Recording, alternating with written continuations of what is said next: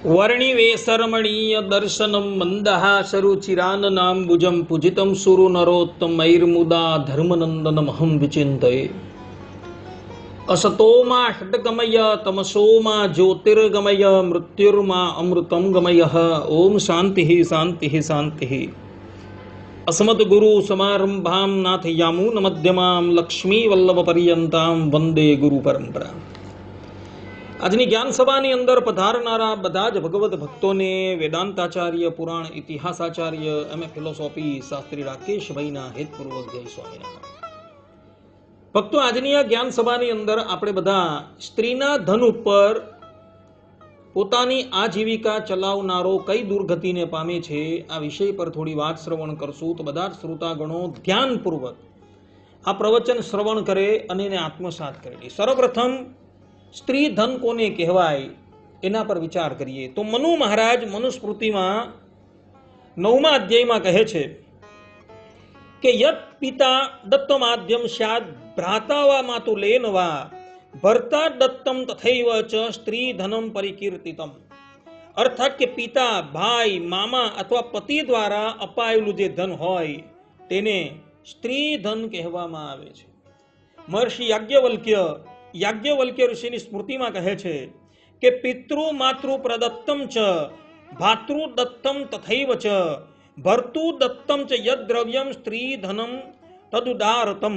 અર્થાત કે પિતા, માતા, ભાઈ તથા પતિએ આપેલું દ્રવ્ય તે બધું સ્ત્રી ધન કહેવામાં આવે છે. નારદ સ્મૃતિમાં દેવર્ષિ નારદ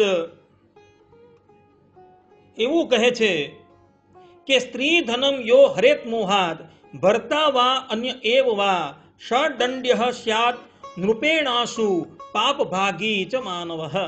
અર્થાત કે પતિ અથવા અન્ય કોઈ મોહવશ થઈ સ્ત્રી ધન હરી લે તો તે રાજદંડનો ભાગી અને પાપનો ભાગી બને છે. કોઈ પણ વ્યક્તિ હોય અને એ સ્ત્રીના ધનનું અપહરણ કરી દે તો રાજાએ એને દંડ આપવો જોઈએ અને આવો વ્યક્તિ પાપનો ભાજી થાય છે એવું દેવર્ષિ નારદ કહે છે. ગરુડ પુરાણમાં શ્રીમદ નારાયણ ભગવાન ગરુડજીને કહે છે કે સ્ત્રી વિત્ત હરણાદ ઘોરમ પાતકમ સમુપાર્જયેત યમદૂતૈહિ સ નીચેત દુઃખિતો નરકાલયમ.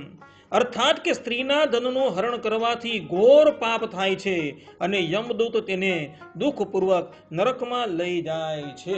જે પણ કોઈક વ્યક્તિ સ્ત્રીના ધનનું અપહરણ કરે, જબરજસ્તી કરે અથવા તો એને પૂછ્યા વગર અપહરણ કરે એ વ્યક્તિ આ લોકની અંદર તો કષ્ટોનો ભાજી થાય જ છે, પરંતુ મૃત્યુ પછી પણ યમદૂતો એને યમાલયની અંદર લઈ જાય છે. જે પણ કોઈક વ્યક્તિ પોતાની ભાર્યાની, પોતાની પત્નીની અથવા તો પોતાની પુત્રીની આજીવિકા પર પોતાનું ગુજરાન ચલાવતા હોય તેની કઈ દુર્ગતિ થાય છે તો શાસ્ત્રોની અંદર કહ્યું છે, અર્થાત કે સ્કંદ પુરાણમાં કહેલું છે કે ભાર્યાયાઃ શ્રમલબ્ધેન ધન ધાન્યેન યો વસેત નશ ધર્મ ફલમ ભુક્તે પાપમેવા સ્નુતે નરઃ.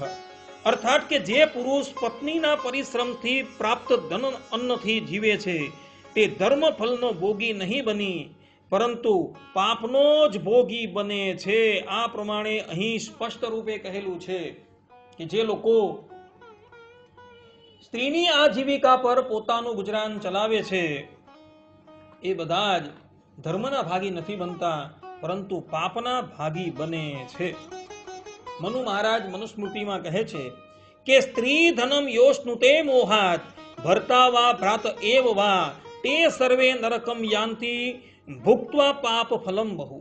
અર્થાત કે જે પતિ અથવા ભાઈ મોહવશ થઈ સ્ત્રીના ધનનો ઉપભોગ કરે છે, અર્થાત કે એની કમાણીનો ઉપભોગ કરે છે, તે બધા જ બહુ પાપનું ફલ ભોગવી નરકમાં જાય છે. મહાભારતના શાંતિ પૂર્વમાં ગંગાપુત્ર ભીષ્મ કહે છે કે ભાર્યોપજીવી પુરુષો નિંદિત સર્વકર્મસુ અશક્તો ધર્મ કાર્યેસુ સજીવન નપી મૃતઃ સ્મૃતઃ. અર્થાત કે પત્નીની કમાણી ઉપર જીવન યાપન કરનાર પુરુષ સર્વ કર્મોમાં નિંદિત ગણાયો છે. ધર્મ કર્મમાં અશક્ત હોવાથી તે જીવતો હોવા છતાં મૃત સમાન ગણાયો છે. સ્કંદ પુરાણમાં કાર્તિક સ્વામી કહે છે, યા નારી જીવિકામ કુર્યાદ ભર્તુ પોષણ હેતવે તદન્ન ભોજી યો નિત્યમ સપાપી નરકમ વ્રજેત. અર્થાત કે જે સ્ત્રી પતિના પાલન માટે જીવનોપાર્જન કરે અને જે પુરુષ નિત્ય તેનું અન્ન ભોગવે તે પાપી નરકમાં જાય છે. ગરુડ પુરાણમાં શ્રીમદ નારાયણ ભગવાન કહે છે કે સ્ત્રી વિત્તોપાર્જિતે નૈવ યો જીવતી નરાધમઃ સ યાદી દુઃખમત્યંતમ યમલોકમ ન સંશય. અર્થાત કે જે અધમ પુરુષ માત્ર સ્ત્રીના ઉપાર્જિત ધનથી જીવિકા ચલાવે છે તે નિશ્ચય યમલોકમાં અતિ દુઃખ ભોગવે છે. આ પ્રમાણે જે લોકો નારીની કમાણી પર પોતાનું ગુજરાન ચલાવે છે એ આ લોકમાં તો કષ્ટનો ભાજી થાય જ છે, પરંતુ પરલોકમાં પણ કષ્ટનો ભાજી થાય છે. કોઈ વ્યક્તિ એવું કહે કે ભાઈ કોઈ પુરુષની પરિસ્થિતિ ખરાબ હોય અને એણે પોતાની ભાર્યા પાસે પોતાની દીકરી પાસે ધન લેવું પડે તો શું કરવું?